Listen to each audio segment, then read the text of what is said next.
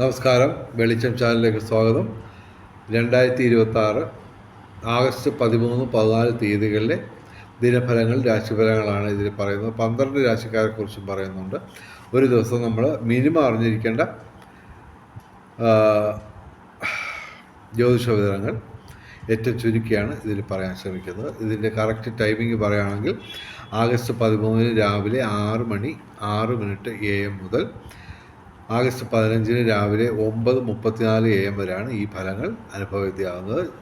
മറ്റേ കർക്കിടകമായിട്ട് ബന്ധപ്പെട്ട് ഒരു പ്രത്യേക വീഡിയോ ഞാൻ ചെയ്തിട്ടുണ്ട്, അതും കാണാൻ ശ്രമിക്കാം.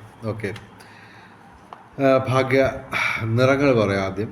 13-ാം തീയതി വ്യാഴാഴ്ച മഞ്ഞ, 14-ാം തീയതി വെള്ളിയാഴ്ച ചുവപ്പ് അല്ലെങ്കിൽ വെള്ള അല്ലെങ്കിൽ ഇവയുടെ ഇളം നിറങ്ങൾ, അതല്ലെങ്കിൽ ഈ നിറങ്ങൾ ഡിസൈനായിട്ട് വരുന്ന വസ്ത്രങ്ങൾ ധരിച്ചാൽ ഭാഗ്യവർദ്ധന ഉണ്ടാകുന്നതാണ്. പൊതുവെ ഇളം നിറങ്ങൾ ഉപയോഗിക്കുന്നതാണ് ഉചിതം. ബ്രഹ്മമുഹൂർത്തം ഇനി നോക്കാം. 13, 14 തീയതികളിൽ രാവിലെ 4:42 AM മുതൽ 5:30 AM വരെയാണ് ബ്രഹ്മമുഹൂർത്തം 13, 14 തീയതികളിൽ. അഭിജിത്ത് മുഹൂർത്തം 13, 14 തീയതികളിൽ ഉച്ചയ്ക്ക് 12:02 PM മുതൽ 12:51 PM വരെയാണ് അഭിജിത്ത് മുഹൂർത്തം 13, 14 തീയതികളിൽ. അഭിജിത്ത് മുഹൂർത്തത്തിലും ബ്രഹ്മമുഹൂർത്തത്തിലും പ്രധാനപ്പെട്ട കാര്യങ്ങൾ ചെയ്യാൻ ശ്രമിക്കുക. ബ്രഹ്മമുഹൂർത്തത്തിൽ പ്രാർത്ഥനകൾക്കും ക്ഷേത്ര ദർശനത്തിനും സമയം കണ്ടെത്തുക. ഇനി രാഹുകാലം നോക്കാം. 13-ാം തീയതി ഉച്ചയ്ക്ക് ശേഷം ഉച്ചയ്ക്ക് 1:59 PM മുതൽ ഉച്ചയ്ക്ക് ശേഷം 3:31 PM വരെയാണ് രാഹുകാലം 13-ാം തീയതി. 14-ാം തീയതി രാഹുകാലം രാവിലെ 10:54 AM മുതൽ ഉച്ചയ്ക്ക് 12:26 PM വരെയാണ് 14-ാം തീയതി രാഹുകാലം. രാഹുകാലത്ത് യാത്രകൾ ഒഴിവാക്കുക, പ്രധാനപ്പെട്ട കാര്യങ്ങളിൽ നിന്ന് വിട്ടു നിൽക്കുക. ഇനി ഭാഗ്യ നമ്പറുകൾ നോക്കാം. 13/8/2026 4 ഏറ്റവും വലിയ ഭാഗ്യസംഖ്യ. 3, 1, 2, 8, 9 ഇവയും ഭാഗ്യസംഖ്യകളാണ്. 14/8/2026 5 ഏറ്റവും വലിയ ഭാഗ്യസംഖ്യ. 4, 1, 8, 2, 9 ഇവയും ഭാഗ്യസംഖ്യകളാണ്. ഇനി ഫലങ്ങൾ നോക്കാം. മേടം രാശി അശ്വതി ഭരണി കാർത്തിക ആദ്യ പാദം. മേടം രാശിക്ക് ഗുണാധിക്യമാണ് കാണുന്നത്. ശനി മാത്രമാണ് പ്രതികൂലമായിട്ട് നിൽക്കുന്നത്. 7 ശനിയുടെ തുടക്കക്കാലമാണ്. എല്ലാ ശനിയാഴ്ചയും ശിവന്, അയ്യപ്പന്, ശനിക്ക് വഴിപാടുകൾ നടത്തുക. ഇവർക്ക് ഭാഗ്യപരീക്ഷണങ്ങളിൽ സാധ്യതയുണ്ട്. ഭൂമി ക്രയവിക്രയങ്ങളുടെ നേട്ടമുണ്ടാവും. അതുപോലെ തന്നെ രാഷ്ട്രീയ രംഗത്തും പൊതുരംഗത്തും ഉയർച്ചയുണ്ടാവും. ബൗദ്ധിക മേഖലയിൽ നേട്ടമുണ്ടാവും. മേടൻ രാശിക്ക് ഗുണാധിക്യമാണ്. ഇനി ഇടവൻ രാശി കാർത്തിക അവസാന 3 പാദം, രോഹിണി, മകയിര ആദ്യ 2 പാദം. ഇടവൻ രാശിക്ക് ഗുണാധിക്യമാണ്.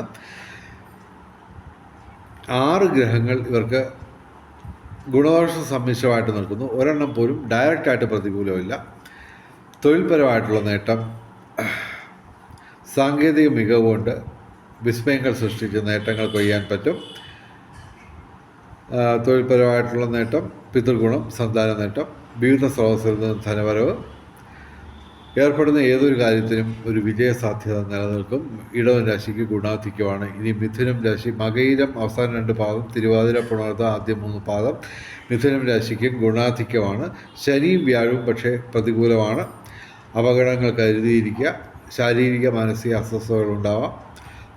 ശനിയാഴ്ച വ്രതമെടുത്ത് ശിവന്, അയ്യപ്പന്, ശനിക്ക് വഴിപാടുകൾ നടത്തുക. ചൊവ്വാഴ്ച മുരുകന് വഴിപാടുകൾ നടത്തുക. ഇവർക്ക് ഭാഗ്യപരീക്ഷണങ്ങളിൽ സാധ്യതയുണ്ട്. കലാസാഹിത്യ രംഗത്തും ബൗദ്ധിക രംഗത്തും വിദ്യാഭ്യാസ രംഗത്തും ഉയർച്ചയുണ്ടാവും. ഭൗതിക സുഖങ്ങൾ, സർവ്വവിധ സൗഭാഗ്യം, വിവിധ സ്രോതസ്സിൽ നിന്ന് ധനവരവുണ്ടാവും. ബന്ധങ്ങൾ ഊഷ്മളമാവും. പൊതുവെ മിഥുനം രാശിക്ക് ഗുണാധിക്യമാണ് കാണുന്നത്. ഇനി കർക്കിടകം രാശി പുണർദം അവസാന പാദം, പൂയായില്യം. കർക്കിടകം രാശിക്ക് അല്പം പ്രശ്നമുള്ള ദിവസങ്ങളാണ്. 5 ഗ്രഹങ്ങൾ ഡയറക്റ്റായിട്ട് പ്രതികൂലമായിട്ട് നിൽക്കുന്നു.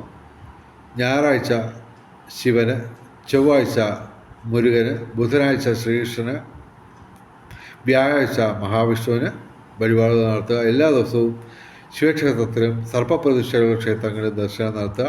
ഇവർക്ക് പൊതുവെ അത്ര വലിയ നല്ല ദിവസങ്ങളൊന്നുമല്ല. കഴിവതും പ്രധാനപ്പെട്ട കാര്യങ്ങളെല്ലാം മാറ്റിവെക്കുക. ഇനി ചിങ്ങം രാശി മകം, പൂരം, ഉത്തര ആദ്യ പാദം. ചിങ്ങൻ രാശിക്കും പ്രതികൂലമായ ദിവസമാണ്. 6 ഗ്രഹങ്ങൾ പ്രതികൂലമായിട്ട് നിൽക്കുന്നു. ഇവർ ഞായറാഴ്ച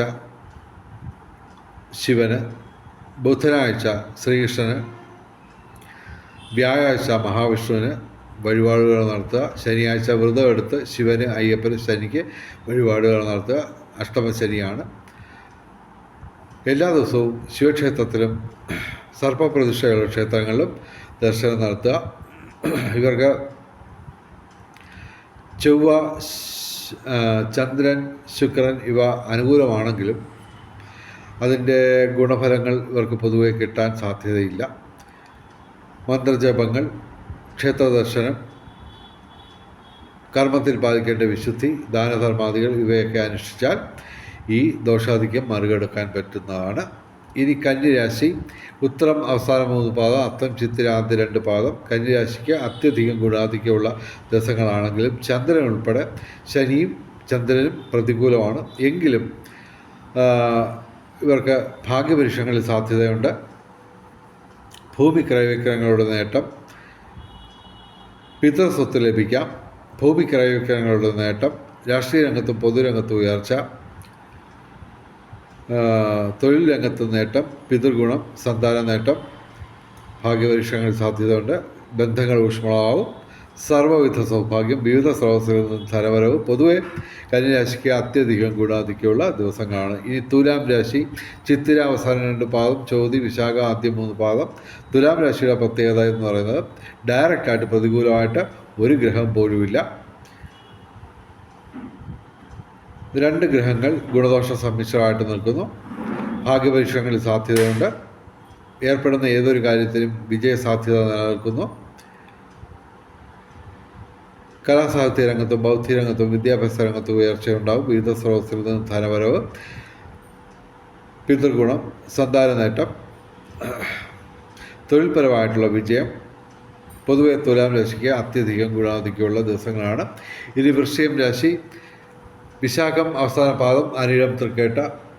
ഗുണദോഷ സമ്മിശ്രത്തിൽ തന്നെ അല്പം ഗുണാധിക്യമുള്ള ദിവസങ്ങളാണ്. ഇവർക്ക് ബന്ധങ്ങൾ ഊഷ്മളമാവും. വിവിധ സ്രോതസ്സിൽ നിന്ന് ധനവരവുണ്ടാവും. സർവ്വവിധ സൗഭാഗ്യം, ഭൗതിക സുഖങ്ങൾ.